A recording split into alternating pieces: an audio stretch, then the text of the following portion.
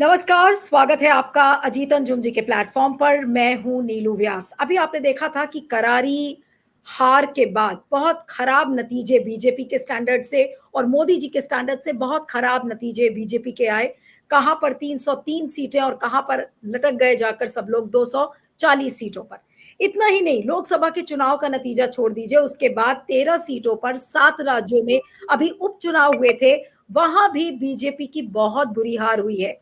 10 सीटों पर India alliance आगे था और उसके बाद जो अब दशा यूपी में, महाराष्ट्र में दिख रही है, उससे यह लगता है कि बीजेपी के हाथों से चीजें निकल रही हैं। कोई भी चीज अमित शाह और नरेंद्र मोदी के कंट्रोल में नहीं है। अब आप देखिए, योगी के सर पर ठीकरा फोड़ने की कोशिश की जा रही है।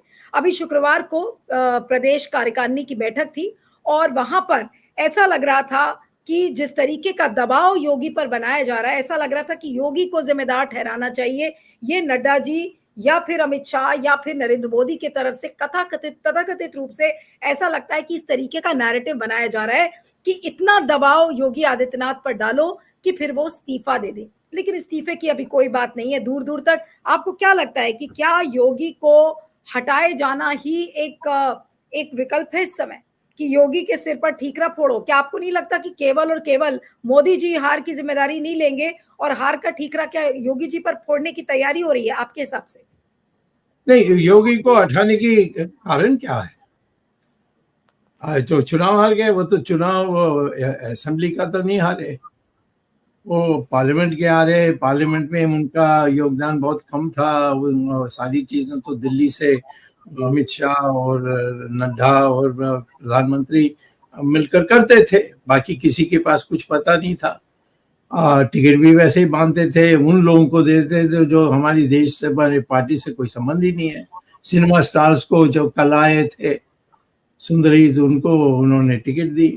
तो इसमें एक कार्यकर्ता जब घर में बैठ जाएगा, बीजेपी या जनसंघ, इन सब पार्टी की एक निशान थी कि इनके कार्यकर्ता जो होते हैं वो यानी मूंगफली छबा छबा के वो काम करते थे। ये ऐसा पार्टी थी।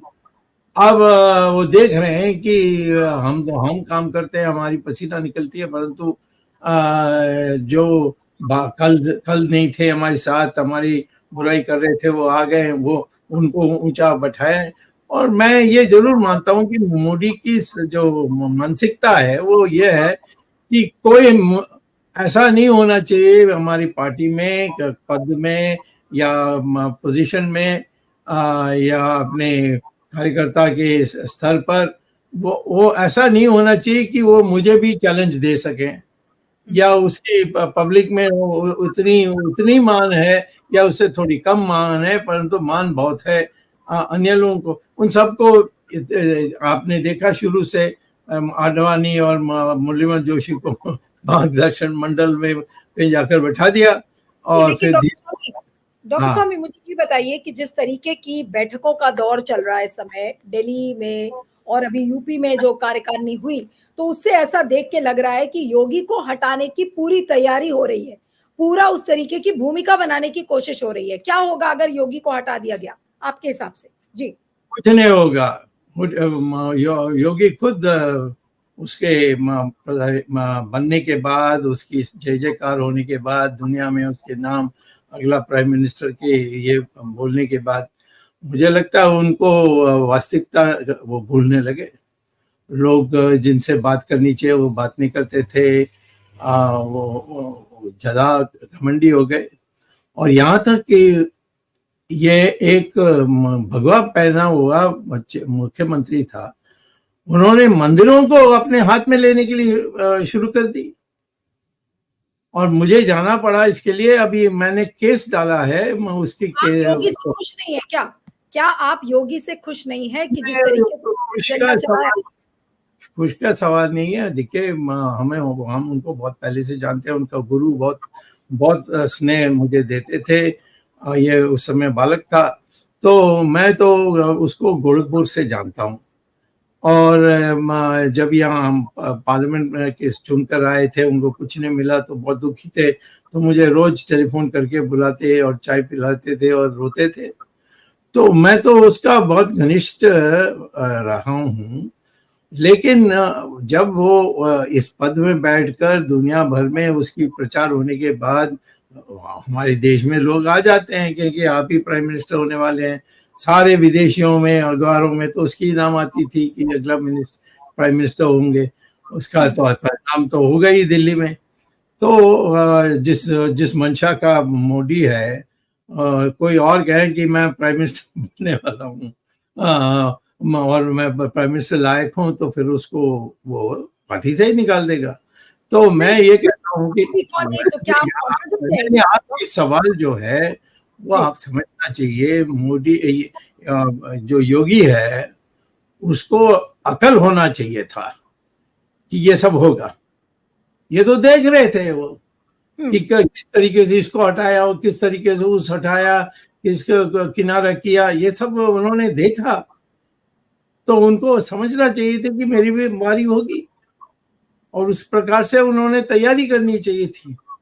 तो आप ये कह रहे हैं कि योगी ने उस हिसाब से तैयारी नहीं की। आपके कहने का मतलब ये है कि योगी को पहले से पढ़ लेना चाहिए था कि क्या चीज आने वाली है, उस हिसाब से वो अपने आप को तैयार कर दे। That's right, correct. लेकिन क्या बीजेपी और योगी ने सोचा था कि इतना बुरा नतीजा लोकसभा के चुनाव में बीजेपी का आएगा? किसी ने सोचा था? मैं सोचा था, मैंने तो कहा कि 230 सीट मिलेंगे, तो 40 मिल गए। मैं यूपी की बात कर रही हूँ कि 80 सीटों में से जो नतीजा बीजेपी का आया है, आपको लगता है कि इतना खराब नतीजा? उसमें हम कह सकते हैं कि ये पार्लियामेंट का था। योगी से कोई टिकट के लिए कोई किसी ने बात भी नहीं की, उसके लोगों को काट दिया था और ये ज्यादा प्रचार भी नहीं हुआ इसका। तो मैं ये कहता हूँ कि लोकसभा में ये जो हुआ परिणाम, उसमें मैं योगी को बहुत कम दोष दूंगा। वो सवाल पार्टी तो ऐसा लग रहा है कि उसने मन बना लिया है, नड्डा जी ने और अमित शाह ने और मोदी जी ने, कि भाई योगी को ही हटाना है, रास्ता साफ हो जाएगा। क्या इस तरीके की प्लानिंग चल रही है पार्टी में? अब कौन हटेगा ये तो आप 6 महीने के बाद मुझसे पूछिए। अभी तो मैं नहीं समझता हूँ कि इतना आसान होगा मोदी का और नड्डा का।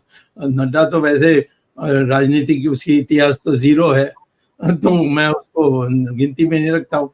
और अमित शाह भी मोदी की मैं क्या कहूँ उसके साथी है, तो इसीलिए उसको भी मैं ज्यादा कीमत नहीं देता हूँ। ये लेकिन आपके हिसाब से सर आपको लगता है कि योगी को हटाना इतना आसान होगा मोदी और अमित शाह और नड्डा जी के लिए?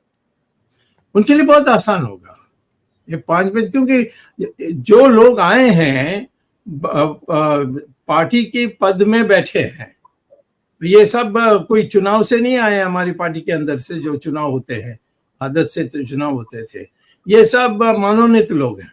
मनोनीत लोग सब जो मोदी कहेगा वही करेंगे, और ये उनको कहेंगे ये गंदा आदमी है तो वो कहेंगे ये गंदा आदमी है। तो मैं ये कहना चाहता हूँ, और ये भी मैं बताना चाहता हूँ कि जहाँ तक आदित्यनाथ है, इनका तो हमारी जनसंघ से तो कोई रिश्ता नहीं है। ये तो इस 2014 के इलेक्शन में आए, नहीं तो अपने आप अलग लड़कर उस इलाका में वो जीतते थे। हमारे साथ आकर मुख्यमंत्री बने, ये किसी की अपेक्षा भी नहीं थी, कोई सोचता भी नहीं था।